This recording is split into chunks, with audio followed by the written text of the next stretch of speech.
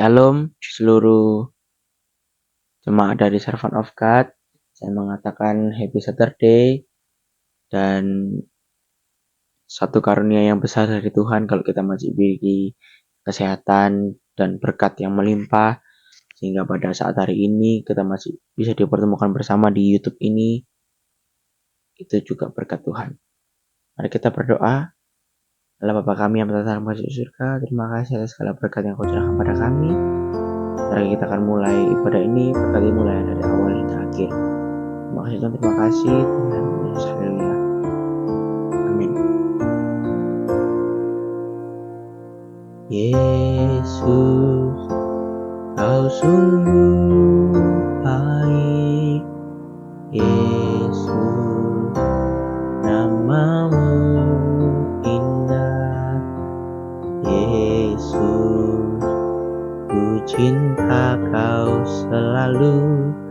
Ku tinggikan, ku agungkan selamanya. Yesus, Kau sungguh baik. Yesus, namamu indah. Yesus, ku cinta Kau selalu. Ku tinggikan, ku agungkan selamanya. Ku mau memujimu, ku selalu pujimu. Ku mau menyembahmu, ku selalu sembahmu. Kau yang layak terima semua pujian, hanya bagi Tuhan. Nyanyikan lagu ini dari awal. Yesus, Kau sungguh baik. Yesus, namamu indah. Yesus, ku cinta Kau selalu. Selamanya ku mau memujimu, ku selalu pujimu. Ku mau menyembahmu, ku selalu sembahmu. Kau yang layak terima semua pujian, kemuliaan hanya bagi Tuhan. Mau memujimu, ku selalu pujimu. Ku mau menyembahmu, ku selalu sembahmu.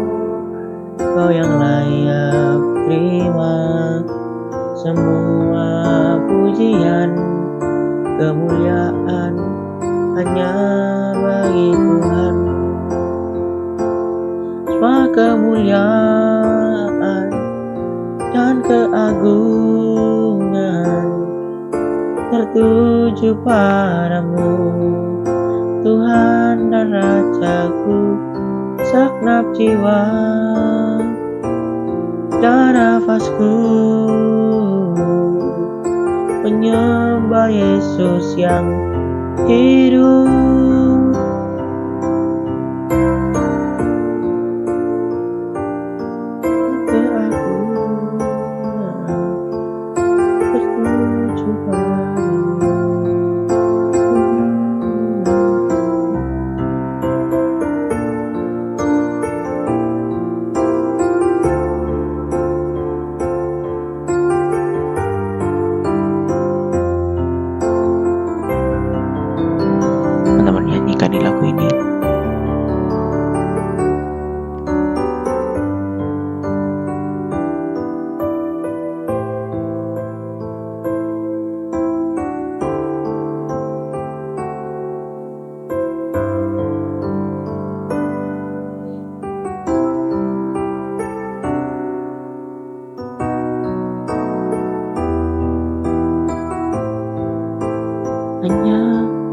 bagi Tuhan. Ku mau memujimu, ku selalu pujimu. Ku mau menyembahmu, ku selalu sembahmu. Kau yang layak terima semua pujian, kemuliaan hanya bagi Tuhan. Kau yang layak terima semua pujian, kemuliaan hanya bagi Tuhan.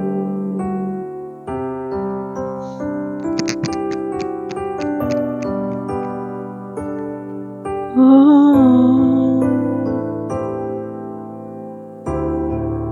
kasih Tuhan atas berkat-Mu yang sangat melimpah pada kami semua, sehingga kami dapat dipertemukan hari ini di suatu karena anugerah-Mu. Lagi kita akan mendengarkan firman, berkati hamba-Mu yang akan menyampaikan firman-Mu, supaya disampaikannya dapat menjadi rema bagi kita semua. Terima kasih Tuhan, terima kasih, hanya di dalam Yesus, haleluya, amin. Selamat mendengarkan firman, Tuhan memberkati. Shalom rekan-rekan servant of God. Di kesempatan yang berbahagia ini, saya Yohan Winata merasa terhormat, bersyukur kepada Tuhan karena dipercaya untuk menyampaikan renungan bagi kalian. Kita akan belajar satu surat yang ditulis oleh Rasul Paulus untuk anak rohaninya, yaitu Timotius. Kita nanti akan membaca dari 2 Timotius pasal 1, mulai dari ayat yang ketiga sampai selesai. Mari kita akan belajar bersama.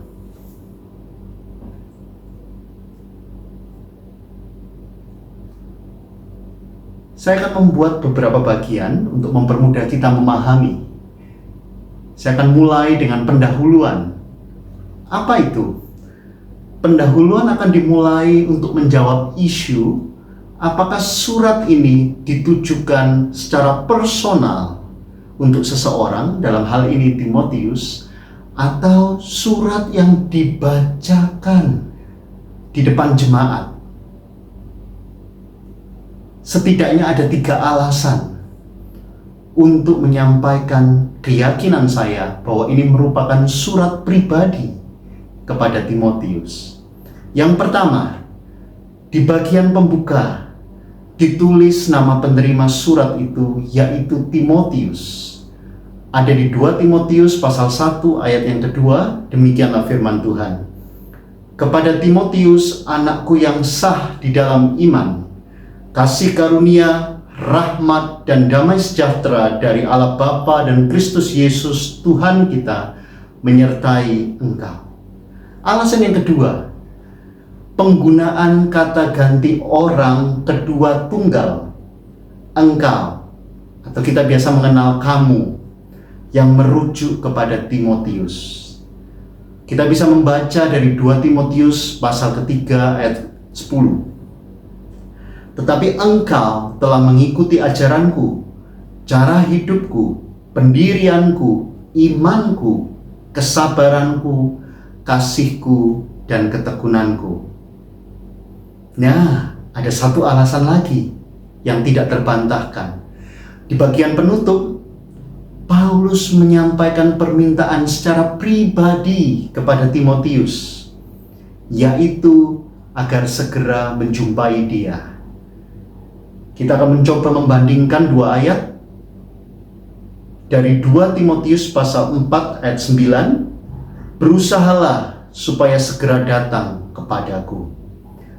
Dengan pasal yang sama di ayat ke-21, berusahalah kemari sebelum musim dingin. Jadi, kita tahu bahwa surat ini adalah surat pribadi dari Paulus untuk Timotius. Kita lanjut. Ketika kita membaca, kita akan menemukan bahwa ada bagian pembuka dari surat ini. Ada di 2 Timotius pasal 1 ayat 3 dan 5. Ayat 3 mulai, aku mengucap syukur kepada Allah yang kulayani dengan hati nurani yang murni, seperti yang dilakukan nenek moyangku, nenek moyang Paulus.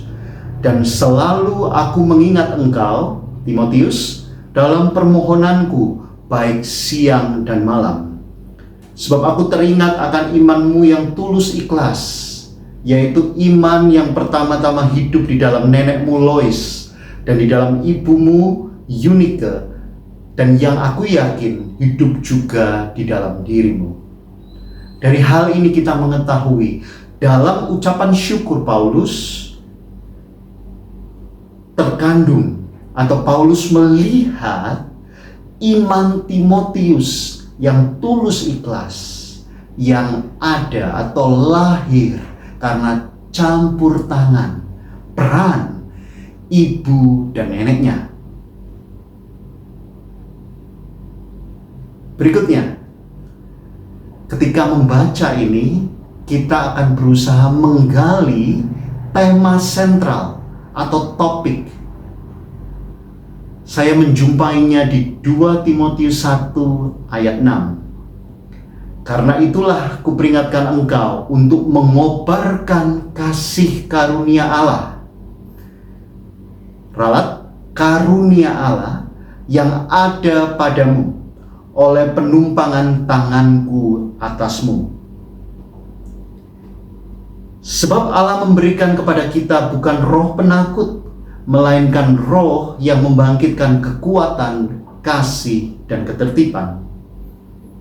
Dari sini saya mendapatkan tema peringatan atau himbauan untuk menyalakan kembali karunia Allah yang Timotius terima karena menyadari Allah tidak memberikan roh sifat penakut, tetapi kekuatan, kasih, dan kebijaksanaan. Saya memakai kata menyalakan kembali untuk mempermudah pemahaman kita tentang kata mengobarkan. Menyalakan kembali merupakan hasil penerjemahan Bapak Hasan Sutanto. Roh penakut itu agak membingungkan, diterjemahkan dengan roh sifat penakut. Dari hal ini kita mengetahui sifat penakut itu ada di dalam diri manusia. Nah, selanjutnya kita akan membahas kata ketertiban. Kata ini diterjemahkan oleh Bapak Hasan dengan kebijaksanaan.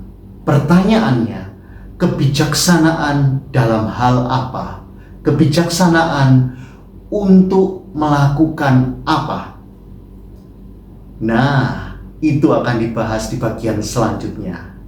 Sabar. Adapun dasar yang saya pakai untuk menetapkan topik ini, yaitu peringatan ini diberikan duluan atau mendahului perintah praktis untuk bersaksi dan ikut menderita di ayat 8. Jadi dengan kata lain, bersaksi, ikut menderita, itu yang kedua. Tetapi ada yang pertama, yaitu peringatan yang diberikan oleh Paulus, seperti yang tadi kita bahas. Nah, dari tema sentral ini, kita juga mau mencari tahu latar belakang situasi yang terjadi pada waktu itu. Kenapa Paulus menulis surat ini? Tidak bisa dipungkiri, di zaman itu terdapat pengajar-pengajar palsu yang menyesatkan orang. Kita akan mencoba membandingkan dua ayat, yaitu di 2 Timotius 1 ayat 13. Peganglah segala sesuatu yang telah engkau dengar daripadaku sebagai contoh ajaran yang sehat. Berikutnya di 2 Timotius 2 ayat 14, lanjut 17-18. Ingatkanlah dan pesankanlah semuanya itu dengan sungguh-sungguh kepada mereka di hadapan Allah, agar jangan mereka bersilat kata, karena hal itu sama sekali tidak berguna, malah mengacaukan orang yang mendengarnya. Di ayat 17 lebih jelas, perkataan mereka menjalar seperti penyakit kanker. Di antara mereka termasuk Himeneus, Filetus. Ayat 18, yang telah menyimpang dari kebenaran dengan mengajarkan bahwa kebangkitan kita telah berlangsung, dan dengan demikian merusak iman sebagian orang. Jadi, kebijaksanaan diperlukan oleh Timotius untuk menghadapi asal muasal ajaran sesat, yaitu dari guru-guru palsu yang ada di zamannya.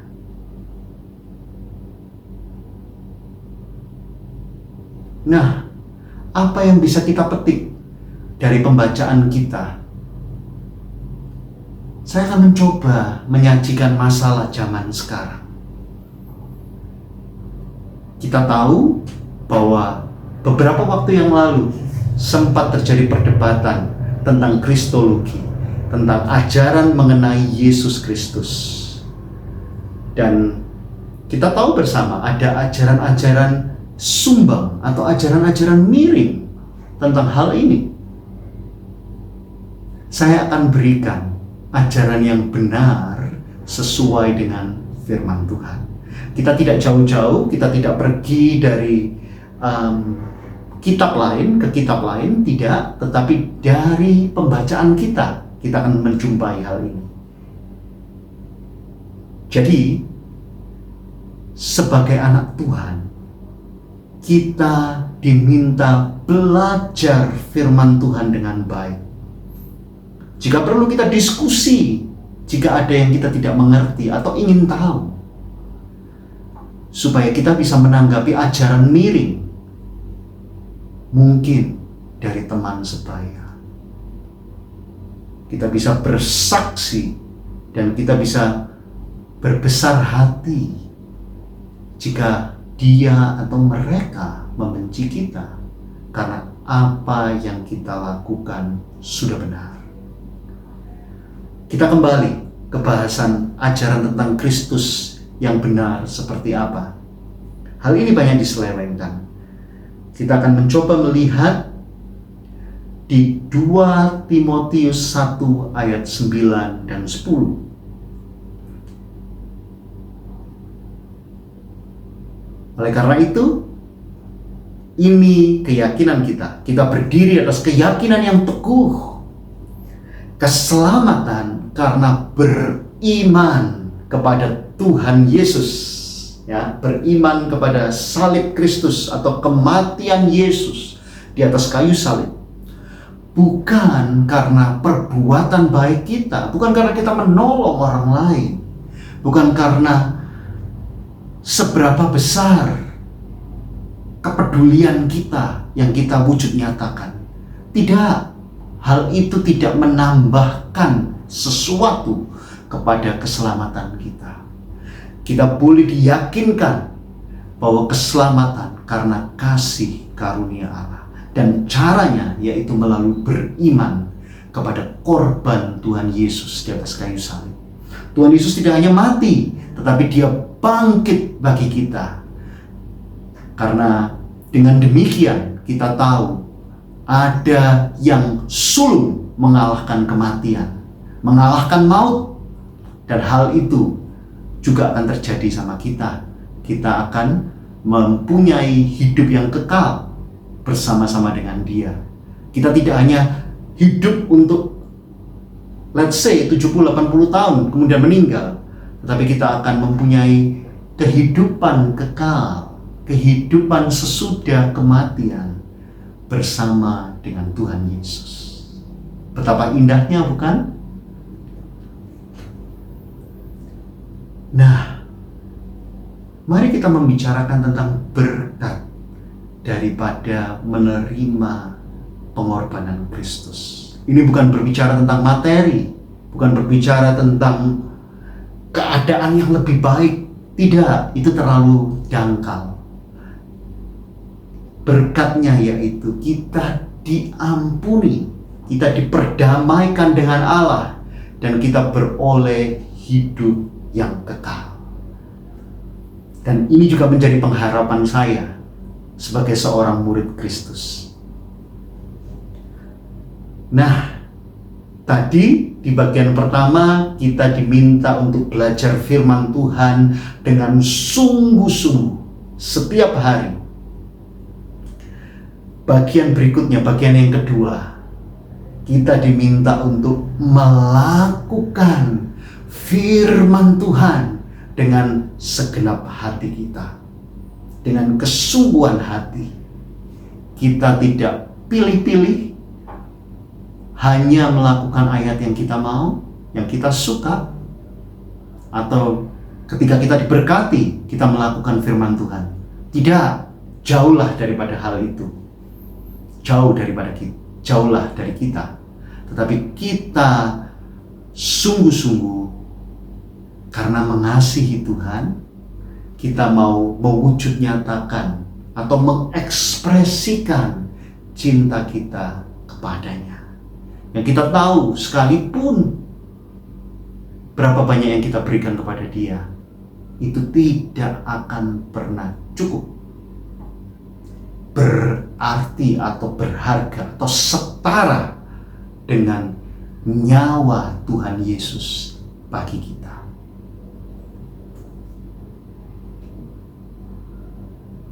Jadi, apa yang harus kita lakukan?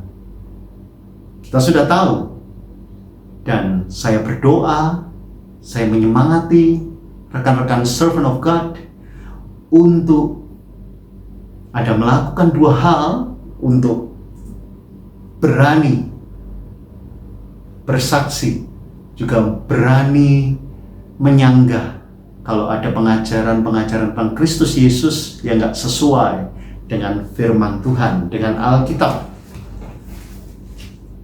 Kita berani menyanggah, tentunya dengan rasa hormat, dengan sopan santun. Yang kedua, kita mau lebih sungguh melakukan firman Tuhan. Dan yakinlah Tuhan menyertai kita senantiasa sampai kepada kesudahan zaman. Amin. Tuhan Yesus memberkati kita semua. Haleluya. Firman-Nya sangat membangun dan sangat menguatkan hati. Sebelum kita tutup ibadah ini, mari kita menyanyikan satu lagu yang membuktikan bahwa kita itu benar-benar cinta sama Tuhan kita, Yesus Kristus. Ini akan dinyanyikan dalam bahasa Inggris. Yang tidak paham, ada teksnya di bawah. Kita nyanyi bersama yuk, puji Tuhan. Saat teduh ini, siang hari ini, saat teduh biasanya malam, tapi siang ini kita akan memuji Tuhan dalam hati.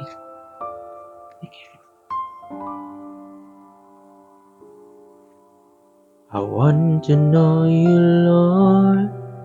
You are great, a great big God. I'm young and do not know a lot. Come and be my own. I want to love you more, giving you my life and all. You died for me, you sacrifice. I won't forget you, Lord. I love you, Jesus. I love you, Jesus. I'll grow up knowing you. I love you, Jesus. I'll grow up serving you. I love you, Jesus. My life is saved by you. I'll never forget, I'll grow up knowing.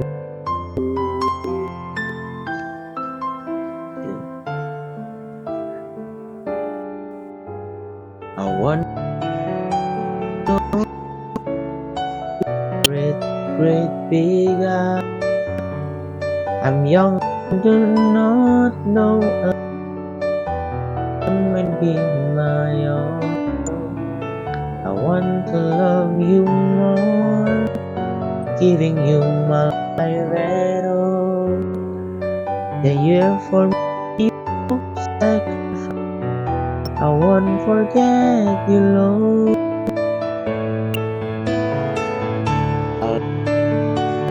You, Jesus, I'll grow up knowing